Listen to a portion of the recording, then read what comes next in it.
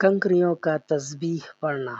حافظ ابو بکر البیہقی نے بیان کیا کہ محمد بن یحییٰ الزہلی نے محمد بن شہاب الزہری کی احادیث الظاہریات میں ابوالیمان کی زبانی لکھا ہے کہ ابوالیمان نے شعیب سے سنا، انہوں نے ولید بن سعید سے اور انہوں نے بنو سلیم کے ایک شخص سے جسے حضرت ابو ذر رضی اللہ تعالیٰ عنہ سے شرف ملاقات نصیب ہوا تھا کہ ربضہ میں وہ حضرت ابو ذر رضی اللہ تعالیٰ عنہ کی مجلس میں ایک روز بیٹھا تھا۔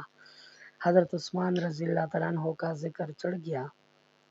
سلمی کہتے ہیں کہ چونکہ حضرت عثمان رضی اللہ تعالیٰ عنہ نے سیدنا ابو ذر رضی اللہ تعالیٰ عنہ کو مدینہ سے ربضہ بھیج دیا تھا اور حضرت ابو ذر رضی اللہ تعالیٰ عنہ کو حضرت عثمان رضی اللہ تعالیٰ عنہ سے شکایت بھی تھی، اس لیے حاضرین نے سوچا کہ وہ اس کا اظہار کریں گے، مگر حضرت ابو ذر رضی اللہ تعالیٰ عنہ نے فرمایا عثمان رضی اللہ تعالیٰ عنہ کے بارے میں کلمہ خیر کے سوا کچھ نہ کہیں۔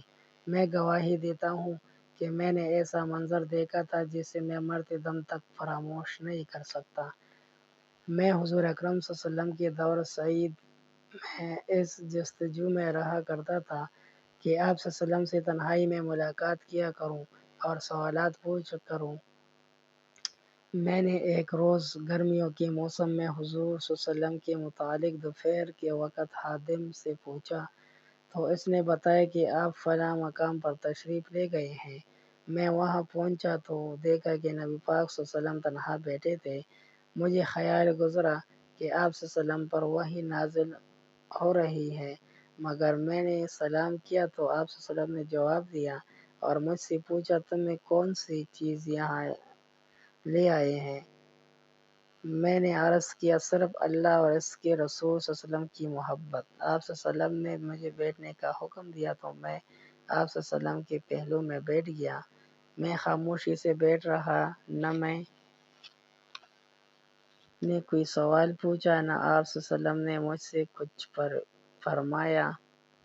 تھوڑی دیر گزر رہی تھی کہ ابو بکر صدیق رضی اللہ تعالیٰ عنہ تیزی تیزی چلتے ہوئے وہاں آ پہنچے اور سلام کیا۔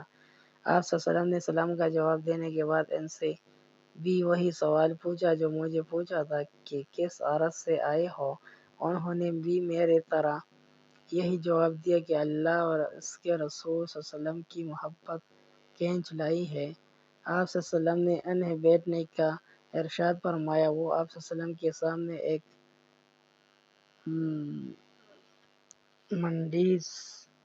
منڈیر پر بیٹھ گئے۔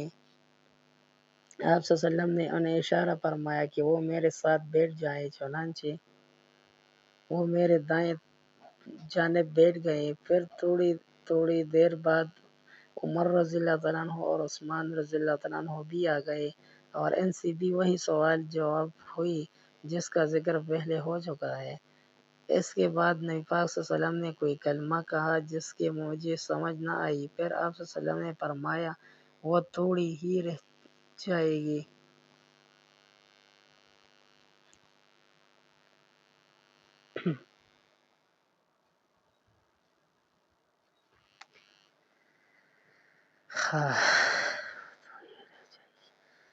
یہ کہہ کر آپ صلی اللہ علیہ وسلم نے اپنے ہاتھ میں کچھ کنکریاں اٹھائی، وہ 7 تھی یا 9۔ آپ صلی اللہ علیہ وسلم نے مٹھی بند کر لی اور کنکریاں نے تسبیح پڑھنا شروع کر دی۔ ہم نے ان سے اس طرح کی آواز سنی جس طرح شہد کے مکھیاں کے بوننے کی آواز آئی۔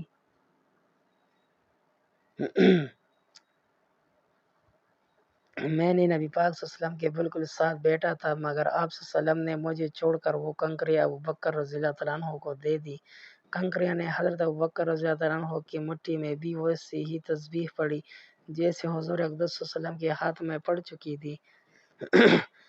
ابو بکر رضی اللہ تعالیٰ عنہ سے نبی پاک صلی اللہ علیہ وسلم نے کنکریاں لے لی اور زمین پر پھینک دی، وہ بالکل خاموش ہو گئے۔ پھر آپ صلی اللہ علیہ وسلم نے وہی کنکریاں عمر رضی اللہ تعالیٰ عنہ کو دی تو ان کی مٹھی میں بھی کنکریاں نے تسبیح پڑھی اور ہم نے سنی۔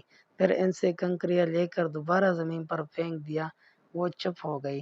آپ صلی اللہ علیہ وسلم نے کنکری عثمان کو دی تو انہوں نے عثمان کے ہاتھوں میں بھی پہلے حضرات کی طرح تسبیح پڑھی۔ اس کے بعد نبی پاک صلی اللہ علیہ وسلم نے ان سے کنکریاں لے کر زمین پر پھینک دی اور وہ خاموش ہو گئے۔